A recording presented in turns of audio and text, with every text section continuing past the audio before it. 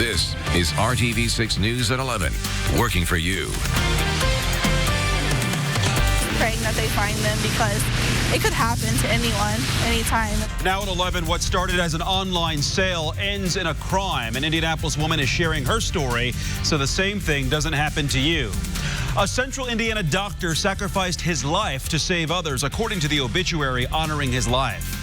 And people who traveled for the holidays may be spending some extra time with extended family thanks to Mother Nature.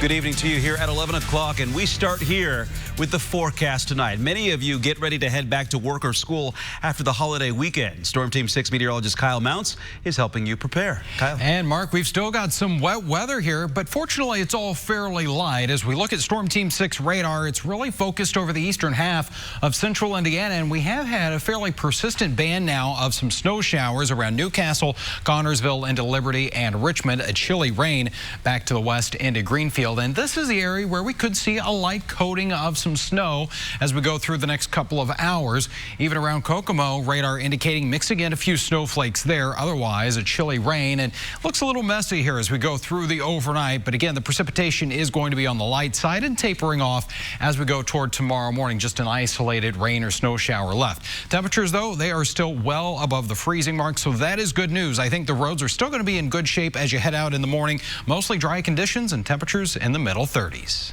We just needed extra cash to help my dad. A Southside Indianapolis woman and her brother ended up at gunpoint after doing something many of you might do, especially this time of year. They arranged to sell a video game system through an app to try to make some extra cash. Well, she is sharing her story with RTV6's Graham Hunter and has a message for anyone trying to buy or sell things online. We met them here and we parked. Kimberly Arnold and her brother met a man in the parking lot of the Canby Station Shopping Center who was joined by two other men. And they came up to our car. We rolled down the window. They were there to buy a PlayStation 4. Arnold and her brother decided to sell online using an app to find a potential buyer. We met quite a few people that wanted to buy it, but only one person that wanted to meet close. Arnold's brother was showing them the gaming station. They asked to hand over the PlayStation, but my brother refused to hand it over unless they gave him the cash. Instead, one of the men pulled out a gun. He held it at his chest and pointed at my brother's head and said to hand over the PlayStation, and then they took off. The traumatic robbery came at a bad time. They needed the $200 they were hoping to get for the PlayStation. I actually needed medicine, and so my brother was going to buy my medicine for me and give my dad some money for bills. Now Arnold has a message for other people trying to make a few extra bucks around the holidays. Don't meet someone on apps or let go apps unless you have a safe place, which I thought this would be a safe place. You know, it's right in the open. Everyone's by us, but apparently it wasn't. It's a message echoed by IMPD. A spokeswoman telling RTV6 tonight they have created safe zones at each police district headquarters where people can go to finalize online sales with 24-hour surveillance and proximity to law enforcement. I don't think I'm ever going to sell anything again. Arnold was looking to get rid of a few other things, but now she says she'll be giving it away. I decided that I'm going to donate them all to a local church because I don't want to sell. I'm too scared. And is hoping for justice so that no one else is victimized. Hopefully we find out from the cops. Hopefully they find them. I don't know. I'm just praying that they find them because it could happen to anyone, anytime, and I don't want it to happen. Working for you from the South Side, Graham Hunter, RTV6. Well, there's also a website called safetradespots.com. You can search your address and find the closest safe spot near your home to make a sale. An obituary is shedding new light on a break-in that led to the death of a Central Indiana doctor. Dr. Dean Marr was shot to death on Wednesday. According to his obituary, the 61-year-old was preparing to host Thanksgiving dinner when armed attackers broke into the home in Brownsburg. The obituary says Marr confronted the attackers, sacrificing his life to save others. Police have not confirmed that information and have not reported any arrests in the case. Avon police are investigating a robbery and shooting at an apartment complex. The department says dispatchers received several 911 calls after midnight about gunshots at the residence's apartments off of Ronald Reagan Parkway. Detectives identified the person responsible for the shots. They say they are still investigating the robbery. Right now, it is not clear if or how the shooting and robbery are related. IMPD says 2 people are dead after separate homicides on opposite sides of the city. The first happened just before 11 o'clock this morning on the east side. Police found a man dead on Belleville Avenue between Michigan and New York streets. Then around 12:45, officers found a man dead on Whitcomb Avenue on the west side. That's southwest of 16th and Lyndhurst. Police say the victim had been shot. The names of the victims have not been released in either case. If the Red Line is part of your work week commute, don't be surprised when you have to pay to ride tomorrow. Today, Indigo started charging fares to ride the Red Line. It's been free for the first 3 months, partly because of problems with the new electronic ticketing system. We spoke with riders who say the convenience of the Red Line is worth the cost. Yes, it was worth it. Yeah, and this is actually my first time riding the Red Line. Anytime there's probably a Pacer game, we'll go down on the bus. It's just so much easier than parking. Indigo is using a temporary ticketing system for now because the permanent system called My Key still is not ready. You can buy a paper ticket with cash or credit card at any Red Line station. A 2-hour pass costs $1.75. A full-day pass is $4. Now, if you have a Medicare card, a valid K-12 student ID, or an Indigo half-fare ID card, you can get those passes for half price. A key street that moves traffic into downtown Indianapolis is set to shut down for several months starting tomorrow. Illinois will be closed between McCarty and South Streets. That's near Lucas Oil Stadium and the main post office. Citizens Energy is finishing construction on the lower Pogues Run Tunnel as part of the Dig Indy Tunnel system. The project is aimed at eliminating sewer overflows in Marion County. This closure is scheduled to go through July. People who have no choice but to brave the cold weather are getting help at staying warm this winter. Today, the organization called Under the Weather Charity passed out gloves, hats, socks, and other winter weather accessories to people experiencing homelessness. Volunteers gave away items in front of Veterans Memorial Plaza in downtown Indianapolis. Everyone here that is a hard worker. We are one paycheck away from being homeless. This could be me. And I'll be looking for someone to be able to help me out in my time of need. So I do it because it can be me at any given time, any one of us. Under the Weather Charity focuses on providing the homeless with necessities needed during harsh weather conditions. Many people may be stranded away from home tonight after powerful storms caused thousands of flight delays and dangerous road conditions. ABC's Elizabeth Herr reports this comes on one of the busiest travel days of the year. On a day expected to be the busiest air travel day in the U.S. ever, a major winter storm wreaking havoc with thousands of flights across the country delayed or canceled. This plane skidding off a taxiway as it arrived in Buffalo, New York, and in Niagara Falls, this car pinned under a truck. Icy road conditions likely to blame for the accident. This as residents in Albany prepare for as much as a foot of snow. We have 57 different pieces of equipment capable of moving snow that we'll be using throughout the course of the storm. The upper Midwest already hit with heavy snow, whiteout conditions making it difficult for drivers in North Dakota.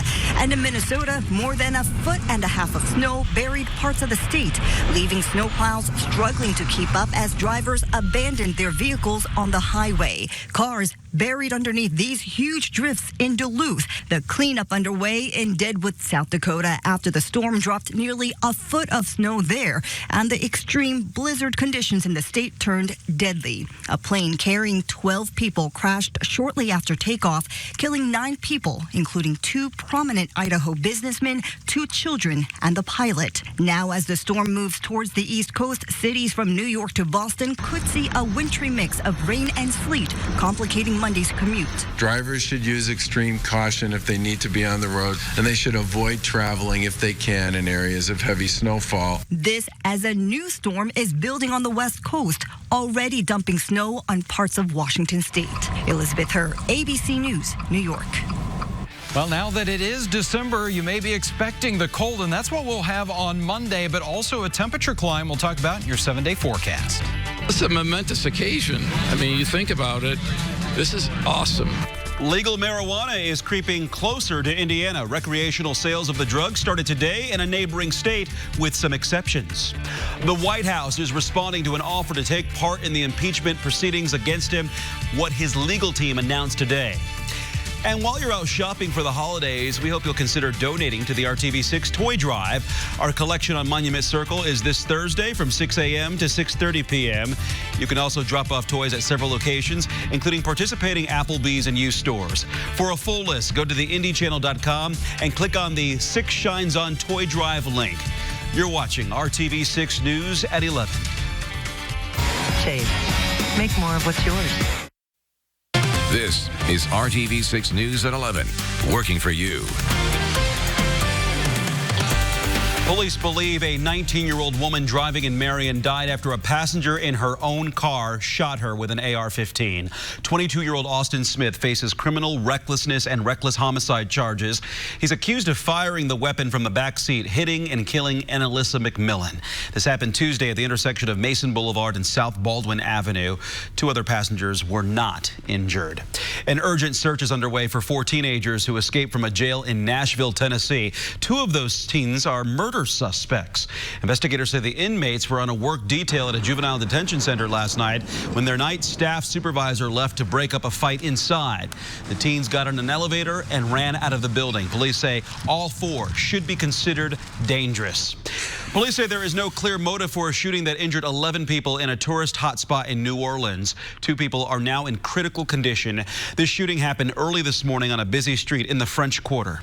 Our officers were out here throughout this entire incident within feet when this incident occurred. Unfortunately, there were so many people out here who were unable to determine who was actually firing these shots at that time. Also, we had our partners out here with the state police as well as federal partners that are out here throughout the night as well. So we're definitely out here doing what it is that we're supposed to be doing with regards to protecting and serving this community. Investigators originally thought 10 people were shot, but an additional victim later showed up at a hospital. New at 11, the White House says President Trump will not take part in the impeachment proceedings against him. According to a letter sent to the chairman of the House Judiciary Committee hearing, the president will not participate in Wednesday's hearing, and neither will his attorneys. The White House counsel says they will respond separately to the Friday deadline about their participation in future hearings. The Judiciary will begin its hearings on Wednesday, and the House Intelligence Committee is getting ready to review and release its report on the impeachment inquiry. The Democratic candidates hoping to face off against President Trump next November are flocking to Iowa ahead of the state's key caucus. It's just 9 days away. ABC's Eva Pilgrim reports from the campaign trail.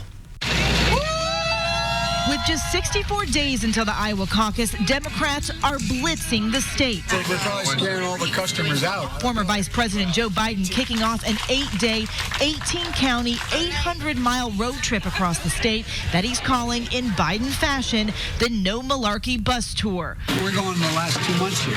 We're getting down to the stretch. And the time to, as they say in Iowa, the time to peak is right about now. While Biden leads in most national polls, the latest state polling in Iowa shows competition at the top, with Mayor Pete Buttigieg surging. And voters here are being inundated with the candidates' pitches. I'm Joe Biden. I'm Andrew Yang. Over 5,000 ads airing just this week, including this Buttigieg ad about his plan limiting tuition-free college. There's some voices saying, well, that doesn't count unless you go even further, unless it's free even for the kids of millionaires. The ad drawing criticism from progressives, showing the party divide. We want all our kids to see public education as a really first-rate alternative. While campaigning here too, Senator Kamala Harris presenting herself as a choice to beat President Trump. The New York Times reports her campaign is in turmoil, obtaining a resignation letter from a top Harris aide who wrote, "This is my 3rd presidential campaign, and I have never seen an organization treat its staff so poorly." That aide, according to the Times, jumping onto Mayor Michael Bloomberg's team. With just 2 weeks left to qualify, only 6 of the 17 candidates have made the cut for the next debate. Eva Pilgrim, ABC News, Des Moines, Iowa. Students at a southern Indiana high school will return to class tomorrow for the first time since the death of a popular coach. A memorial cross will stay on the football field at West Washington High School in honor of head football coach Philip Bausman. He died after suffering a stroke during a semi-state game in Indianapolis. Funeral services were held this weekend. Bausman was an organ donor. Tomorrow, the community will get a chance to learn more about the future of an Indianapolis school. Last month, the IPS Board of Commissioners voted to end a partnership with Charter Schools USA to manage Emadonan Elementary and Middle School. The district will ask the State Board of Education to return control of the school to IPS. Tomorrow evening's public meeting to discuss this issue starts at 6 o'clock at the Tube Factory on Cruft Street. That's off Shelby Street on the south side. New at 11, it's beginning to look a lot like Christmas in Broad Ripple. Tonight, the Village hosted its annual Broad Ripple Lights Up Holiday Festival and Parade. Families and neighbors lined the streets to watch the festive floats. The parade is billed as the only twilight parade in Indianapolis. Santa also made an appearance at this event. What's your favorite part of the parade? What do you like the best? I like Santa. You got to meet Santa. Well, that's cool. Have you been naughty or nice? Nice. Obviously, right? You got to get on that good list. Right, exactly. Yes. So looks like a good time had by all there. A lot of people came out for that. It was pretty festive out there. Yeah, nice to see all the floats, and December is here. Thanksgiving, we put that in the rearview mirror, and Christmas is ahead. All right. Well, it's going to feel a little wintry here as we go through about the next 24 hours, and then things will start to moderate a little bit. That temperature right now, 37 degrees in the Circle City. We've got a west breeze, too, over 20 miles per hour right now, so it's whipping around some of that rain, and in some locations, some snow showers. 33 for you in Crawfordsville, 36 in Columbus, and check out Richmond at 32 degrees, and this is where we've seen a pocket of that changeover to some snow, but radar indicating it keeps kind of going back and forth, and that'll be the trend through tonight, where we've got a mix of rain and snow around Connorsville into portions of Rush County once again, where you had a coating on some of the cars earlier this evening. A chilly rain, though, around Shelbyville, Greenfield, and Anderson, and could have a few snowflakes flying in the air there in Hendricks County. By the time you head out in the morning, I think just an isolated rain or snow shower with temperatures again going to be near to just a little bit above the freezing mark. That's working in our favor for the roads in the morning. Here's a look at TrueCast, 6 a.m. There's that isolated shower activity. As we go throughout the day, we're going to keep the clouds around central Indiana. This model's trying to bring in additional precipitation, but I think that's going to be pretty hard to come by as we go into the afternoon. This bigger storm system continues to kind of pull away from us. So temperatures with all the clouds, they are not going to move a whole lot. It's one of those days you're going to want to keep that winter coat, with temperatures in the middle 30s at noon, only about 37 degrees for that afternoon high. We should be in the middle 40s, and with that breeze, it's going to feel colder. High temperature 37 in Bloomington, Indianapolis, and Richmond, Muncie at 36. And we talked about that breeze. Here's the wind chill, what it's going to feel like for that lunch hour tomorrow, only middle to upper 20s, and that's about what it's going to feel like as you head home tomorrow evening. So wind chills are not going to get out of the 20s tomorrow. Looking for a little bit of clearing. Not going to find a whole lot of it, though, on TrueCast here as we go throughout our Tuesday. In fact, we'll see a resurgence of some clouds. It's going to be a dry day for us, though, but not until about 7 o'clock in the evening do we start to see that clearing line moving on in. So that means, again, another cloudy, cool day on Tuesday, with temperatures only making their way into the upper 30s to around 40 degrees. But things are going to get a little bit better here in the 7-day planning forecast. Partly sunny skies on Wednesday. 42 will be the high there. It's going to be a little bit cold as we start off our Tuesday morning, though, dipping into the 20s. We'll do that again on Thursday, but Thursday really going to be the pick of the week. Mostly sunny skies there, 46 degrees. And as we look ahead toward next weekend, isolated chance for some showers returning after a quiet stretch going into Sunday. Well, Kyle, thank you for that. Recreational marijuana sales started in Michigan today. Victor Williams reports from Ann Arbor, where people camped out and lined up outside a new dispensary. Dozens lined up in front of exclusive dispensary in Ann Arbor Sunday morning to usher in a new era when it comes to marijuana in the state of Michigan. It's a momentous occasion. I mean, you think about it, this is awesome. And it's a moment that Ahmad Ismail has been waiting for since his mid-20s. I'm so happy to see it happen. People that have care issues, people that just want to enjoy it recreationally. It's a long time in coming. Some even camped out over 10 hours just to be the first customers in the new world of legal weed. We just wanted to get here early and It's great. However, not every city is on board. Metro Detroit and others have opted out of allowing the recreational sale to take place altogether. These cities that are outlawing it, it's sort of silly because the motion's happening and people are going to get it where they have to go. But considering the amount of customers that showed up opening day, there's a chance that's probably going to change in the near future. And that was Victor Williams reporting. Last year, Michigan voted to make the state the 10th in the country to sell recreationally. 18 licenses have been issued so far, with more to come. The latest Colts loss could be the end of their playoff hopes as the Titans come to town and take down Indy in a big way. I'm Brad Brown at Lucas Oil Stadium. A Week 13 recap coming up. For less at Ross. Yes, for less. Well, the Colts will be looking to turn things around when they take on Tampa Bay next week after losing to division rival Tennessee today. Brad Brown reports from Lucas Oil Stadium where costly mistakes caught up to the Colts. So today's game really felt like it played out kind of like a 3-act play.